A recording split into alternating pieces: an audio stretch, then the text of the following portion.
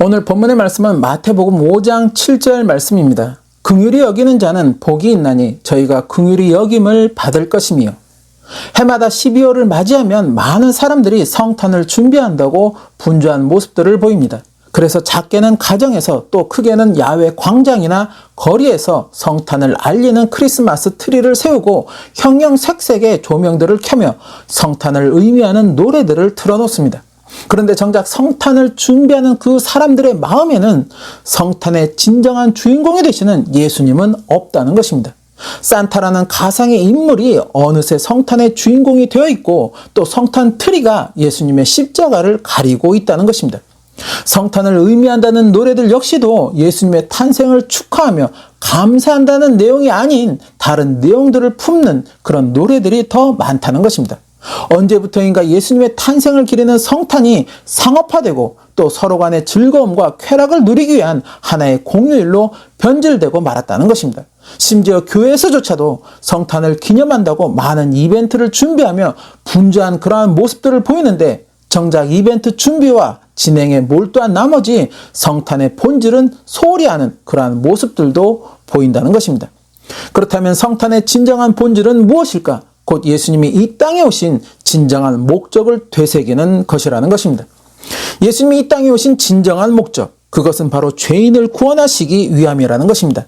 하나님을 외면한 하나님의 백성들, 하나님은 끊임없이 선지자들을 통해서 회개하고 다시 하나님께 돌아올 것을 권면하셨지만 결국 하나님의 백성들은 하나님을 끝까지 외면하고 말았다는 것입니다.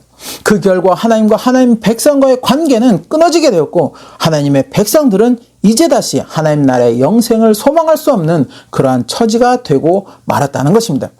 그리고 이제 죄악된 하나님의 백성들을 향한 하나님의 심판은 시작이 되었습니다. 그렇게 하나님의 백성들은 이방의 침략을 받으며 고통에 신음해야 했고, 결국에 나라를 잃어버리고 여기저기 흩어져 속박받는 그러한 신세들이 되고 말았다는 것입니다.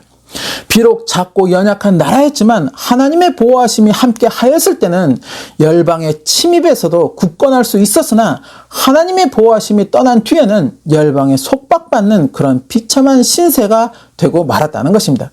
거기에 더하여 이제 더는 하나님 나라의 영생을 소망할 수도 없는 그러한 신세가 되고 말았다는 것입니다.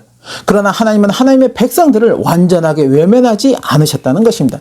그러한 죄인들이라도 하나님은 그들을 긍휼히 여기시고 그들을 향한 하나님의 사랑을 예비하셨다는 것입니다. 바로 그 죄를 구속할 죄의 대속물, 이전과 같이 동물의 피로서는 그들의 죄를 대신할 수 없었기에 하나님은 자신의 독생자를 죄의 대속물로 예비하셨다는 것입니다. 그렇게 하나님의 독생자 예수 그리스도는 자기 백성을 구원하시기 위해 친히 죄의 대속물인 어린 양이 되어서 이 땅에 오셨다는 것입니다. 이사야 53장 6절에서 7절 말씀. 우리는 다 양 같아서 그릇 행하며 각기 제 길로 갔거늘 여호와께서는 우리 무리의 죄악을 그에게 담당시키셨도다.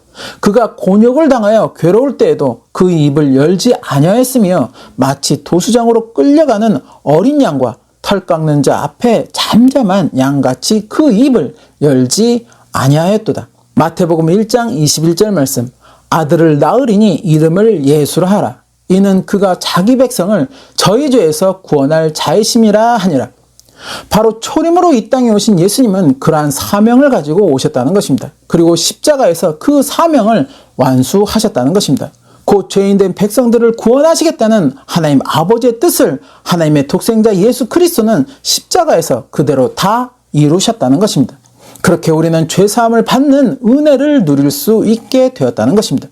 우리의 죄사함을 위해 오신 예수님, 그래서 어쩌면 예수님의 탄생은 우리에게는 가장 큰 기쁨의 날이 될 것입니다. 그러나 동시에 망각하지 말아야 하는 것은 그렇게 죄사함을 받은 지금 우리의 모습이 과연 구원받기에 합당한 모습인가 돌아볼 수 있어야 한다는 것입니다.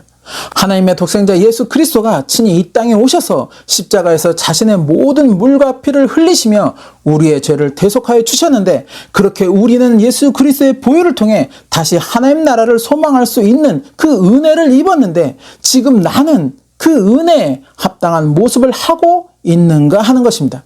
혹시 은혜를 망각하고 어느새 다시 예수님을 십자가에 못 박고 있는 것은 아닌가 한다는 것입니다. 그러게 예수님의 탄생을 기리는 오늘을 우리는 마냥 기뻐만 하고 또 즐거워만 할 수는 없다는 것입니다. 성탄을 기리며 서로에게 선물을 나눠주고 또 덕담을 나누고 이런저런 이벤트를 통해서 서로 즐거움을 나누고 하는 것도 좋겠지만 성탄의 중요한 본질에 우리는 좀 더 집중할 수 있어야 한다는 것입니다.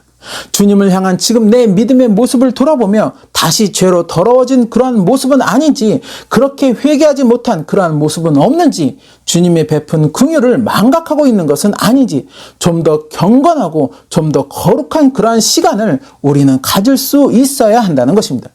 2023년도 성탄 주일을 맞이하며 이러한 경건함과 거룩함에 좀 더 집중할 수 있는 저와 여러분의 시간들이 되시기를 소망합니다. 그렇게 나의 믿음을 돌아보며 회개하며 주님 앞에 좀 더 정결하기를 힘쓰는 그러한 삶이 되기를 다짐하는 오늘의 시간이 되시기를 소망합니다. 그래서 2024년도 그 다음에 맞이하는 성탄에는 저와 여러분 마음에 진정한 기쁨으로 충만하시기를 예수님의 이름으로 축원합니다. 이제 오늘 본문의 말씀으로 돌아가겠습니다.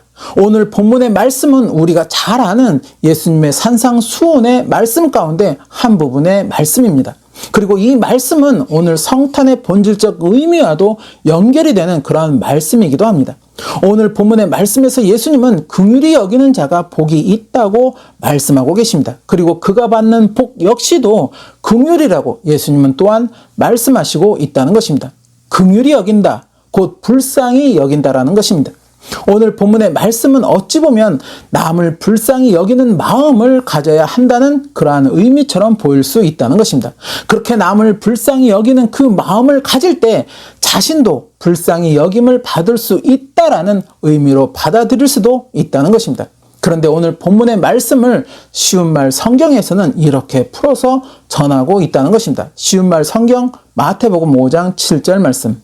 복됩니다. 자비를 베푸는 사람들이요, 하나님께서 그들에게 자비를 베푸실 것입니다. 즉 베풀어야 한다는 것입니다. 단순히 마음만 가지는 것이 아니라 그 마음을 실천으로 옮길 수 있어야 한다는 것입니다. 예수님은 죄인된 우리를 향한 긍휼한 마음을 가지셨습니다. 그리고 그 마음을 실천하셨습니다. 그렇게 이 땅에 오셔서 십자가에서 자신의 모든 물과 피를 흘리시며 우리를 향한 그 긍휼의 마음을 실천하여 주셨습니다. 바로 이것이 긍휼히 여김의 본이 된다는 것입니다. 작게로는 나보다 어려운 이웃을 향한 도움의 손길부터 크게로는 구원받지 못할 불쌍한 영혼들을 위한 복음의 헌신까지, 이것이 바로 하나님을 또 예수 그리스도를 믿는 우리가 행하여야 하는 그런 긍휼이라는 것입니다. 어느 목사님이 이러한 간증을 하셨습니다. 생활이 어려워서 겨울에도 좋은 점퍼 하나를 장만할 수가 없었다고 합니다. 그래서 늘 춥게 다니셔야 했는데 그러던 어느 날 한 성도가 자신을 어느 매장으로 데리고 가더랍니다. 매장에 도착해 보니 딱 봐도 좋아 보이는 겨울 점퍼들이 많았다고 합니다. 춥게 다니시는 목사님을 안쓰럽게 여긴 성도가 좋은 겨울 점퍼 하나를 선물하고자 했던 것입니다. 그렇게 좋은 점퍼 하나를 골라서 입어보니 너무나도 가볍고 또 너무나도 따뜻했으며 거울을 통해서 자신의 그러한 모습을 보니 옷 하나로 확 달라진 자신의 모습이 보였다는 것입니다. 그렇게 그 옷을 입고 매장을 나와서 성도와 헤어지고 집으로 기분 좋게 돌아오는데 길가에서 구걸하는 사람이 눈에 보이더랍니다. 날도 추운데 맨바닥에 엎드려서 추위에 떨고 있는 그 사람을 보는 순간 목사님 마음에 많은 갈등이 밀려왔다고 합니다. 나는 말씀을 알고 또 전하는 목사인데 어려운 이웃에게 너의 긍휼을 베풀라고 말씀은 전하고 있는데, 그것을 분명히 알고 있는데, 그래서 그 말씀대로 저 사람에게 내가 입고 있는 이 옷을 벗어주려는 생각을 하니 순간 너무나도 아까운 생각이 들었다는 것입니다. 이제 막 성도에게 선물을 받아 입은 지 채 한두 시간도 되지 않았는데 이 옷을 저 구걸하며 떨고 있는 사람에게 벗어주어야 하는가를 놓고 순간 많은 고민과 갈등을 하셨다는 것입니다. 그러나 결국 말씀을 실천하고자 하는 마음으로 그 옷을 벗어서 구걸하는 사람에게 주고 자신은 떨면서 집으로 돌아왔다고 하십니다. 집으로 돌아오는 길, 마음에는 말씀을 실천했다는 기쁨과 함께 다른 길을 통해 집으로 왔으면 얼마나 좋았을까, 집이 아닌 다른 곳으로 갔으면 차라리 얼마나 좋았을까 하는 후회가 동시에 생겼다는 것입니다. 하지만 이미 벗어진 결과에 이내 회개하고 감사하며 이후에도 이 목사님은 눈앞에 도움이 필요한 이가 있으면 자신이 베풀 수 있는 긍휼을 베풀었다고 하십니다. 그렇게 시간이 흐르고 어느새 목회하시는 교회는 많이 성장해 있었고 어느 정도 재정적인 여유 또한 가질 수 있게 되었다는 것입니다. 그래서 이제는 아프리카 어려운 지역에 선교센터를 세우고 그것을 왕래하며 어려운 이들을 돌보는 그러한 사역을 하고 계신다는 이야기를 하셨습니다. 그러면서 돌아보니 내가 어려운 이들을 불쌍히 여겨 내가 할 수 있는 나의 작은 긍휼을 베풀었는데 주님은 그런 나에게 크나큰 주님의 긍휼을 베풀어 주신 것 같다고 그러한 간증을 하셨다는 것입니다. 긍휼을 베푼다는 것, 그것은 말처럼 쉬운 것이 아닐 수도 있습니다. 어찌 보면 내가 가진 것을 포기해야 할 수도 있고 또 손해를 볼 수도 있으며 나 아닌 다른 일을 위해 나를 희생해야 하는 것일 수도 있습니다. 그러나 오늘 말씀은 그러한 긍휼은 다시 나에게 긍휼로 돌아오게 된다는 것입니다. 나에게 돌아오는 긍휼, 그것은 바로 나를 향한 주님의 긍휼이라는 것입니다. 주님을 믿는 우리에게 있어 가장 큰 축복이 있다면 그것은 바로 우리를 향한 주님의 긍휼이라는 것입니다. 왜입니까? 우리는 주님 앞에 온전하지 못한 그러한 존재이기 때문입니다. 아무리 말씀에 점과 흠이 없기를 힘쓴다고 하여도 그럼에도 불구하고 여전히 나에게는 말씀에 점과 흠이 남아있다는 것입니다. 늘 회개하지만 계속해서 생긴다는 것입니다. 이러한 온전치 못한 내가 하나님 나라의 영생을 소망할 수 있을까? 말씀은 분명 주 앞에서 점도 없고 흠도 없기를 힘쓰라고 그렇게 전하고 있는데 그렇지 못한 내가 하나님 나라에 이를 수 있는 그런 자격이 있는 것인가? 베드로후서 3장 13절에서 14절 말씀. 우리는 그의 약속대로 의에 거하는 바 새 하늘과 새 땅을 바라보도다. 그러므로 사랑하는 자들아 너희가 이것을 바라보나니 주 앞에서 점도 없고 흠도 없이 평강 가운데서 나타나기를 힘쓰라. 바로 그러기에 주 앞에 부족함이 많은 나이기에 이런 나를 향한 주님의 긍휼을 우리는 구하여야 한다는 것입니다. 그렇게 주님의 긍휼함이 나에게 머물고 베풀어지게 된다면 비록 나는 부족함이 많은 존재라고 할지라도 주님의 긍휼함을 힘입어 하나님 나라의 영생을 소망할 수 있으며 그 소망을 또한 성취할 수 있게 된다는 것입니다. 누가복음 18장 24절에서 27절 말씀. 예수께서 저를 보시고 가라사대 재물이 있는 자는 하나님 나라에 들어가기가 어떻게 어려운지 약대가 바늘귀로 들어가는 것이 부자가 하나님의 나라에 들어가는 것보다 쉬우니라 하신대. 듣는 자들이 가로되 그런즉 누가 구원을 얻을 수 있나이까? 가라사대 무릇 사람의 할 수 없는 것을 하나님은 하실 수 있느니라. 더불어 어느 목사님의 간증처럼 이 땅의 삶에서도 나를 향한 주님의 긍휼함을 체험할 수 있다는 것입니다. 바로 그런 주님의 긍휼함, 그 긍휼함은 내가 먼저 이웃에게 행하는 긍휼함의 상급으로 돌아올 수 있다는 것입니다. 바로 그것을 주님은 산상수훈의 교훈을 통해서 우리에게 말씀하여 주시고 있다는 것입니다. 지지난주 말씀은 판단하는 것이 아니라 그저 따르는 것이라고 말씀을 나누었습니다. 그저 따랐을 때 주님의 놀라운 권능을 체험할 수 있는 것이라고 하였습니다. 오늘 본문 역시도 마찬가지라는 것입니다. 말씀 그대로 우리가 먼저 이웃을 향해 긍휼을 베풀게 된다면 우리는 주님의 긍휼함을 체험할 수 있게 된다는 것입니다.